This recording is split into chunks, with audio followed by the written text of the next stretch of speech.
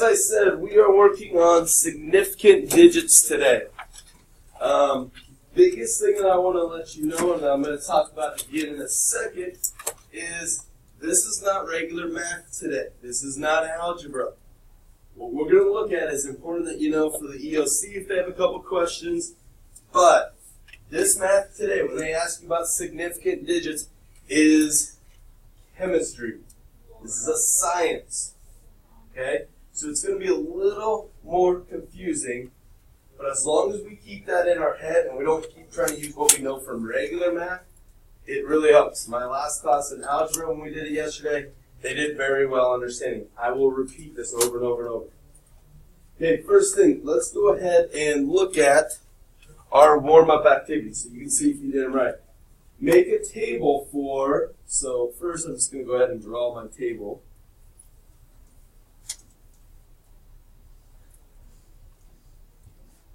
And it says, draw a table for the function of y equals 2x plus 3 with the domain of 0, 3, 6, 9.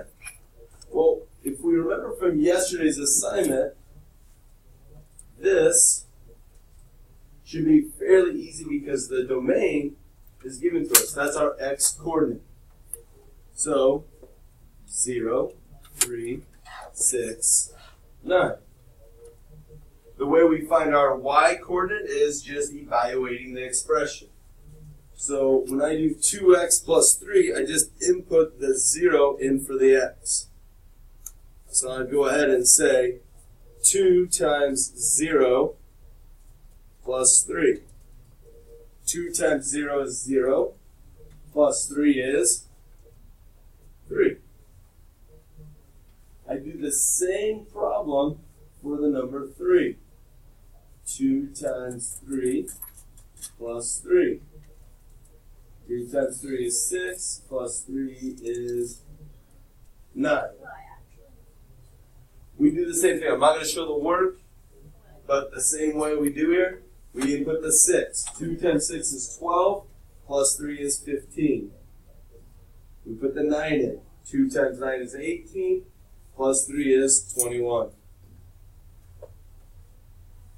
Okay, on number 2, write a rule for the function.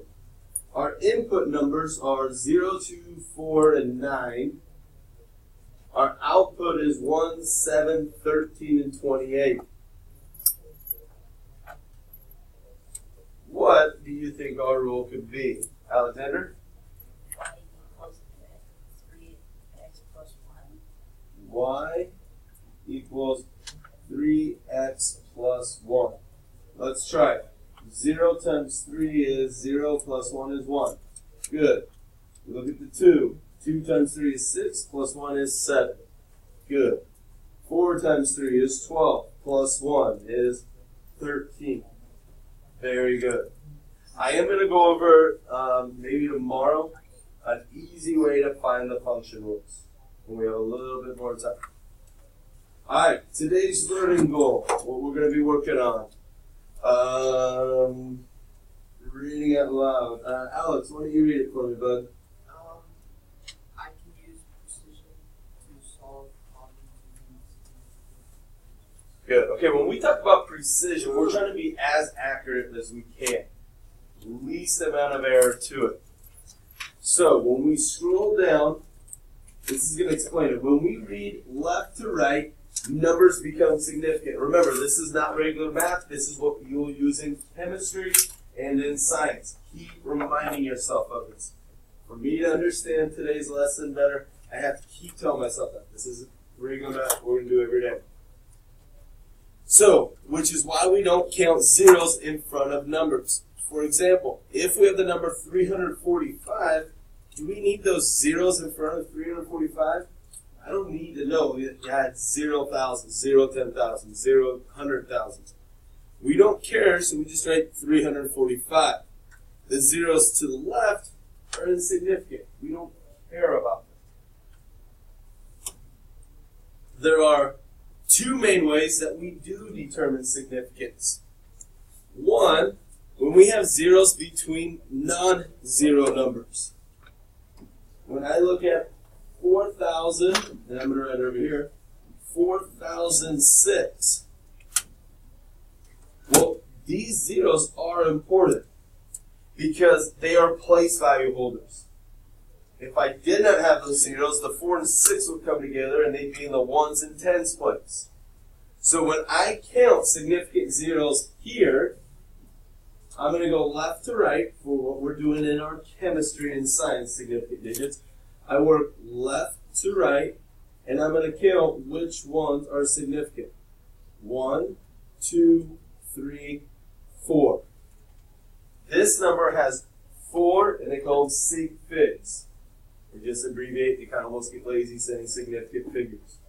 So, 4 sig figs. The 2, 0 in the middle is significant because they tell us 4s in the thousands and the 6s in the ones. Makes sense. Here's the part that gets confusing, and make sure that you follow close on this. Right here, zeros to the right of the number that give a number precision. So when we go to talk about sig figs, we can talk left to right. This one, though, 245,000, only has 3 significant numbers. And the reason, they did not have a decimal point. Okay, remember, that's different than regular math. We'd be like, I don't know, those zeros are important. They're place value holders. But when we're looking at science, and they say 245,000, and there's no decimal point, it tells that scientist, hey, this, if I look left to right, okay, that's a number besides 0, number besides 0, number besides 0, these are zeros. Typically, when we round, everything else becomes 0. So the scientist looks at it and goes, they rounded to this place value. They rounded to the thousands. So my significant digits stops at the thousands. I didn't get accurate with the hundreds. I didn't get accurate with the tens or the ones. So this number has 3 significant figures. 1, 2, and 3. Okay? You get that they're saying that to the scientist, he assumes you rounded. That's why we got zeros.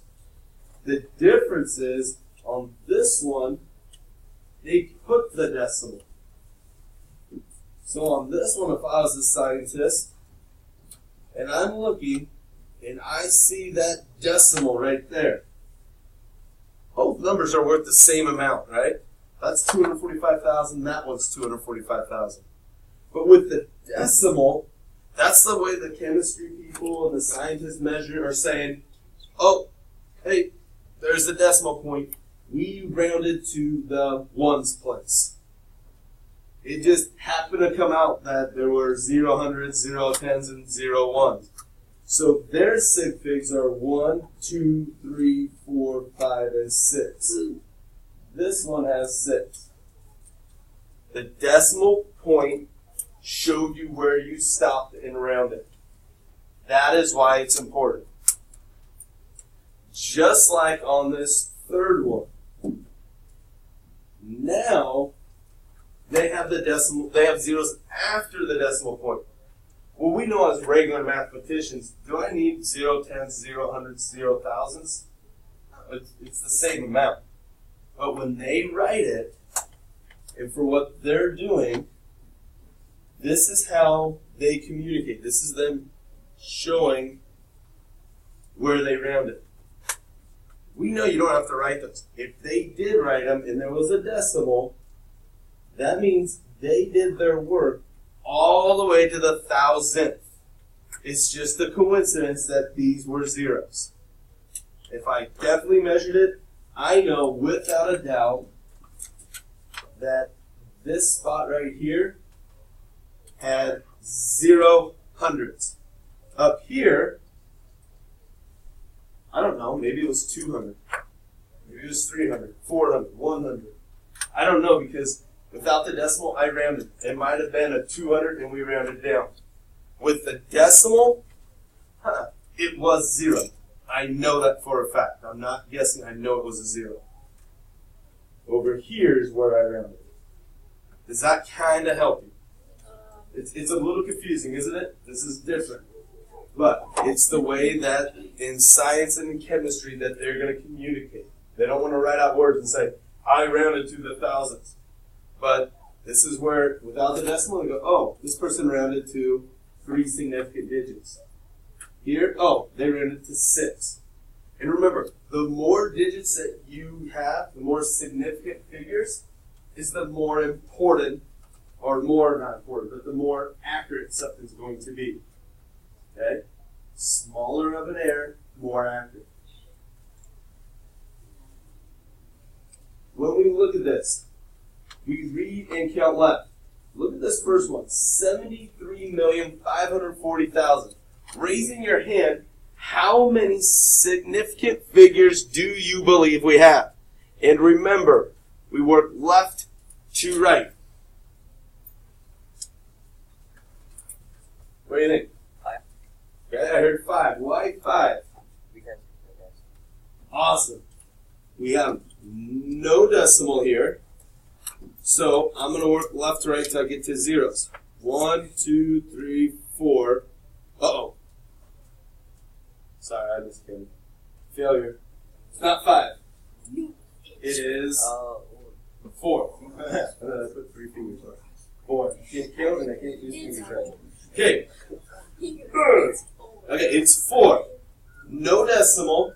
I work left to right till I get to the 0 because me looking, oh, that's a 0. So I probably rounded to the nearest 10,000.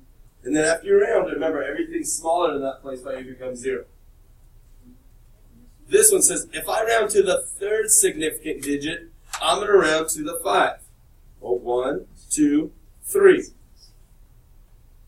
The next one is a mistake. They have a typo. Can you tell me what the mistake is? If I round to the 2nd significant digit, I'm going to round to the 3. And what was the mistake? You're going to round to the 3. Okay, what should it be? It's the 4. Yeah, bless you. Should have been a 4. I think when they were typing it, they had 73,000, 73,000. When they did this, it's kind of confusing. I think the original number was 73. But then the 5 made 540000. So when they said they rounded to the 2nd, that's here. So I'm rounding to the millions place. When I look next door, they just gave me the answer. So then 7, because 5 is 5 or more, it becomes 4, and then 0, 0, 0, 0, 0, 0. Okay? Why is precision important? This is kind of what I was just telling you. Less error. So if I was scouring the ocean floor looking for a missing airplane, I'd want to use a scanning device whose precision was smaller than the airplane. So if they're scanning and it's taking up a space this big, and the airplane's only this big, I'm going to scan over the airplane and not even know. I'm not going to be able to get a good, accurate reading of it. We want it to be smaller so I can pinpoint little parts of it. One could assume that 0.456 was rounded to the 6, that there may have been little more give or take than 0.45600. All that's saying is 0.456, I made my measurements as small as 1,000. When I did 0.45600, I went to the 100,000th. Smaller, more precise. Now, we're going to look at addition. I'm not going to read all this because they make a couple little mistakes, especially right here, which is weird that the book made that mistake. But how about the last digit on the right end number? Is it an estimate? Yes. So we're going to do this. 2.34 plus 1.5. We're still going to add it like normal. But the first thing I'm going to do is how many significant figures are in 2.34? What? How many are in 2.34? How many significant figures? Well, there's 3. We work left to right. 1, 2, 3. So I'm going to remind myself there's 3. How about in 1.5? 2. There's only 2. Okay. I'm going to go with my least precise. 2. Which means in my answer, I'm only going to report out on 2 significant figures. I'm still going to add it all. 4 plus nothing is 4. 3 plus 5 is 8. Decimal. 2 plus 1 is 3. But I only want to report out on 2 sig figs. I'm going to round. So, 1, 2. I'm going to round to this place. I'm going to round to my 10. 3.84 rounded. I look at my 4. My answer becomes 3.8. I rounded to the second significant figure. Okay? When they do multiplication, they messed up because they forgot to carry over. So I'm going to show you. 2.34 times 4.5. First question. 2.34. How many significant figures? 3. How many in 4.5? 2. How many is going to be my answer? 5. 2. I'm not adding them. I'm just going to look. Whatever my least precise is, that's what I'm going to do in my answer. So 2. I multiply just like normal. 5 times 4 is 20. 5 times 3 is 15. Plus 2 is 17. 10. 11. 4 times 4 is 16. 12. 13. 8, 9. Add. 0, 13, 5, and 10. My decimal, 1, 2, 3. So 1, 2, 3. Right now, my answer is 10.530. We are going to round to the second significant fig. Left to right. 1, 2. That's the place value I'm rounding to. We're going to round to the nearest 1. So I look next door. 10.5 would round to 11. My answer is 11. Really what you're going to learn from this is significant figs is helping us learn where we're going to round to on this and how it's more precise. I said this really weird. It's like these. Good? Homework. Huh? In what way, shape, or form is rounding precise at all?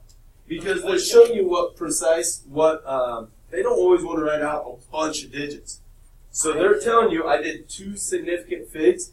I'm going to round to the nearest one here, and I'm only being too precise to the ones place. If I would have went all the way to the 10,000th, that would have been so much more precise. It always depends what you're working with. Last thing on your homework, I'm going to show a problem that we end up coming across. What if I give you the number? How many significant figs do you think this is? Me, I missed it the first time. 3. No. You're very close. I thought it would have been 3. 4. No. It's actually that's 2. It's only 2. And this is why. We know we have that decimal there, but I don't need that 0 there because there's no other whole numbers left. We're looking to the right of the decimal. So really you would look at this as 0.025, and you're going to think about it just as this number, like we did at the very beginning without the decimal. Forget the decimal. Does that first 0 matter? No. So they're just going to look and say 25 is significant. Okay? Now, on your homework, I'm showing you that because on my worksheet, I have to look on yours, maybe it didn't, but last class when we did it, they underlined what you needed to look at and count those, and it didn't always show up. Personally, I feel like the real answer should be 3, and we'll double check that, but for what assignment they gave us, they underlined the digits, and it wasn't showing up on the worksheet, and so people were getting really confused. So go with what I just said, and we'll make an adjustment as we need. All right, last thing. Oh, we got about a minute, and then I have to give you your homework. You have a small homework sheet. One thing to help you. If you go to get confused on your homework, if you go to Schoology,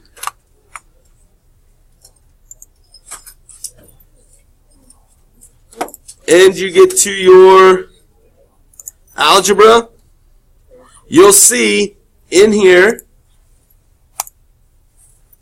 there's one whole folder dedicated to significant digits. If you click on it, it has helpful links. This would probably be the most helpful. A video. It said to start at 8 minutes, 35 seconds. So when you play it, I would go ahead and skip it all the way here if you're confused and start watching it from here on. Okay? Your assignment, you do have it. It is worksheet 1.5. It is due tomorrow. It is these 18 questions. Okay?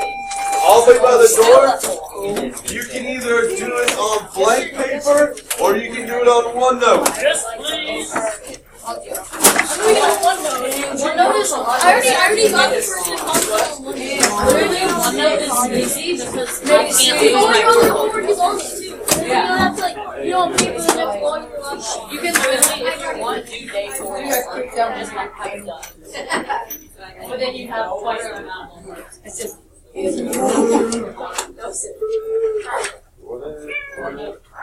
Perfect. If you're doing on OneNote, it's great. Alexander, nice work today, buddy. Anyone else want to? What was up, Trinity? Do you want this?